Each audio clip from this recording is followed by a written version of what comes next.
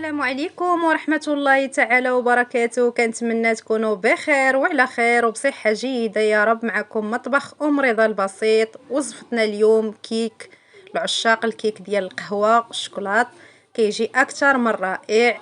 كنتمنى تجربوه وتشتركوا في القناة ديالي. اللي مازال ما اشترك مرحبا به، واللي اشترك مرحبا والف مرحبا. غادي ندوز معكم المكونات مباشرة. عندي 3 البيضات، كأس ديال السكر، كأس لاروب ديال الزبدة المذابة ممكن تعوضوها بالزيت المائدة، وعندي كأس ديال الحليب اللي وضعت فيه ساخن، اللي وضعت فيه معلقة كبيرة ديال القهوة سريعة الذوبان. عندي ساشي ديال الكاكاو، 2 خمارات.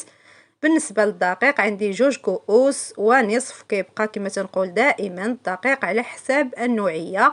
عندي فلو كراميل، دانيت ديال فلو كراميل كيعطي نكهه زوينه، ممكن الاستغناء عليه الا ما توفرش. صافي غادي ندير البيض ورشه ديال الملح ما ذكرتهاش معكم، وغادي نطرب السكر وغادي نطرب. من بعد غادي نزيد العناصر الاخرين تدريجيا كما كتلاحظوا في الصوره. انا كنحاول نزرب الفيديو باش ما يجيكمش ممل. صافي هنا غادي نوضع الكاكاو، غادي نديرو غير بالفوي. غادي نوضع الخمارات والدقيق تدريجيا. بطبيعة الحال بعد ما نخلطو الدقيق يكون نوعية جيدة، يكون ديال الحلوى خاص بالحلويات باش ما تجيكمش الكيك معجن. صافي هذا هو القوام ديالها. بالنسبة للتزيين عندي موزة وعندي القرقاع. هنا في واحد المول اللي غلفتو بابي كويسو غادي نوضع الكيك ديالي،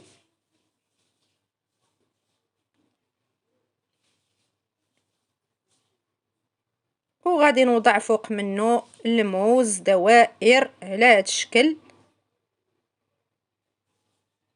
كما كتلاحظوا. والتزيين كيبقى لكم الاختيار. هنا غادي نعمر هاد الفراغات بطريفات ديال الكركاع. صافي غادي ندخلها للفران على عافيه متوسطه، نشعل عليها من الاسفل حتى تحمر، ونعاود نشعل عليها من الوجه. انا طيبتها في فران ديال الغاز. هذا هو الشكل ديالها بعد ما خرجتها من الفران. هنا زينتها بشويه ديال صوص كراميل.